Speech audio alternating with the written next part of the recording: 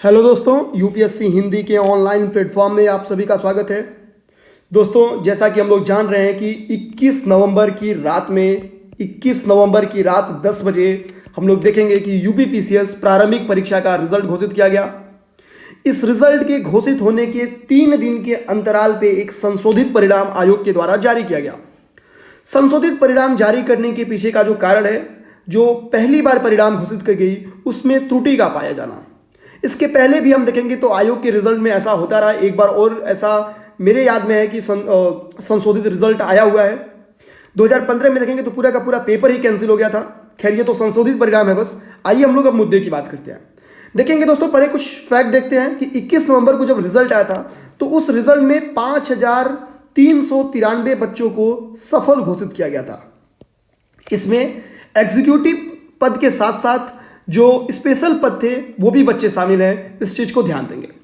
लेकिन समय के साथ हम लोग कह सकते हैं कि अगले ही दिन ऐसा पाया गया कि इस रिजल्ट में त्रुटि है। त्रुटि क्या थी ये समझते हैं। त्रुटि ये थी कि जो इनके स्पेशल सीट थी, जिसमें 2 सीट बहुत इंपॉर्टेंट है, श्रम प्रवर्तन अधिकारी और बाल विकास परियोजना अधिकारी। इन दोनों सीटों में जो क्राइटेरिया था, जो ग्रेजुएशन में सब्जेक्ट होना चाहिए था, उसकी जगह पे ये लोग अदर सब्जेक्ट वालों को भी शामिल कर लिया। या ध्यान देंगे पहले इस चीज को, इस मुद्दे को समझने के पहले अगर आप इनका क्राइटेरिया देखें तो समझ में आएगा अच्छे से। देखेंगे जो लेबर इंफोर्समेंट ऑफिसर है उसमें बैचलर डिग्री चाहिए थी। इसको घेरते हैं दोस्तों, बैचलर डिग्री किसमें? सोशियोलॉजी में, इकोनॉमिक्स में। इस तरह से देखिए, आप इन 2 सब्जेक्ट में अगर आपका बैचलर डिग्री था तो आप लेबर इन्फोर्समेंट ऑफिसर का पद भर सकते थे। और अगर आपका बैचलर डिग्री सोशियोलॉजी में, सोशल वर्क में और होम साइंस में था तो आप चाइल्ड डेवलपमेंट प्रोजेक्ट ऑफिसर के तौर पे भी आप फॉर्म में एलिजिबल हो सकते थे। लेकिन ऐसा हुआ कि कई सारे ऐसे बच्चे जो इसमें मास्टर की डिग्री पाए थे, यानी उनका ग्रेजुएशन इसमें नहीं था, केवल वो इन सब्जेक्ट में मास्टर किए हुए थे, इनको भी शामिल कर लिया गया। यानी कुल मिला जुला के भैया कि तुम ही जो अर्हता बनाए थे उसी अर्हता को तुम खुद खारिज कर दिए। अब आयोग को कहीं ना कहीं अपने गलती की सफाई तो देनी ही थी। तो आयोग ने गलती की सफाई क्या दी है, आइए इसको देखते हैं। देखेंगे आयोग ने गलती की सफाई दी है कि ऐसा तकनीकी खामी की वजह से हुआ। ये नहीं बताएंगे, बोलेंगे वो कि उनकी खामी की वजह से हुआ। लेकिन इतनी बड़ी गलती, मतलब आप 5 लाख 6 लाख बच्चे पेपर दे रहे हैं, उसमें से आप 5300 का रिजल्ट निकाल रहे हैं पीटी मेंस लिखने के लिए, उसमें भी आप इतनी बड़ी गलती कर रहे हैं कि आप कह रहे हैं कि तकनीकी खामी, जबकि ना आपके पास संसाधन की कमी है ना ही टीम मेंबर्स की कमी है। उसके बावजूद ये हाल है। आते हैं अब मुद्दे की बात करते हैं। संशोधित परिणाम में क्या हुआ दोस्तों? देखेंगे संशोधित परिणाम में 5535 बच्चों का चयन किया गया और जो पुराने चयनित बच्चे लगभग 1200 बच्चे, 1106 बच्चे के करीब में, आयोग कह रही है कि 967 ऐसे अभ्यर्थी जो बाल विकास परियोजना अधिकारी में पहले उत्तीर्ण किए गए थे और 139 ऐसे अभ्यर्थी जो श्रम प्रवर्तन अधिकारी के पद पर चयनित किए गए थे, चयनित तो नहीं बोलेंगे, जो मेंस लिखने के लिए चयनित किए गए थे, उनको बाहर कर दिया गया।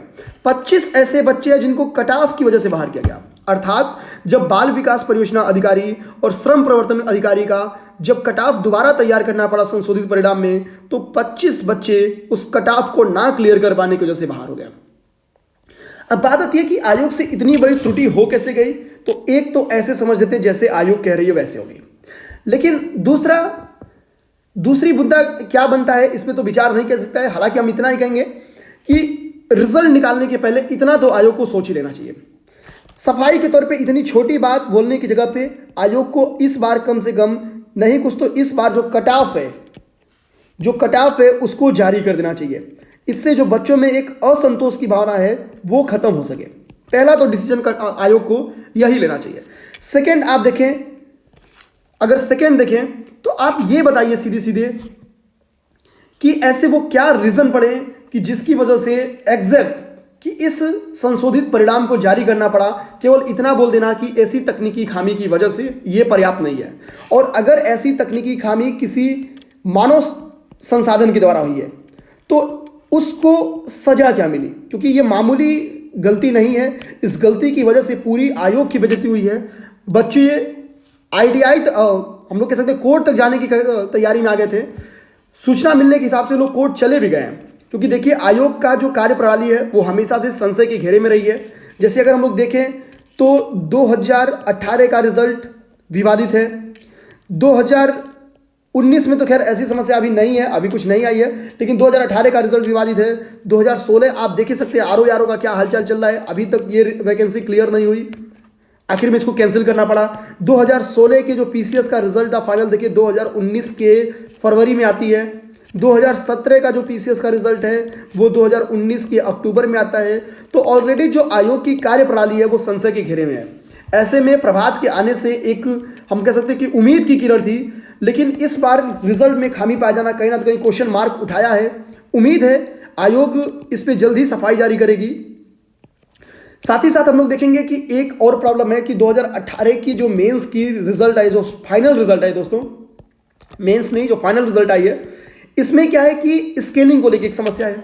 स्केलिंग को लेकर क्या समस्या है कि बच्चे कह रहे हैं कि मानविकी के जो सब्जेक्ट है उसमें स्केलिंग नहीं की गई, और आयोग कह रही है कि नहीं ऐसा नहीं है।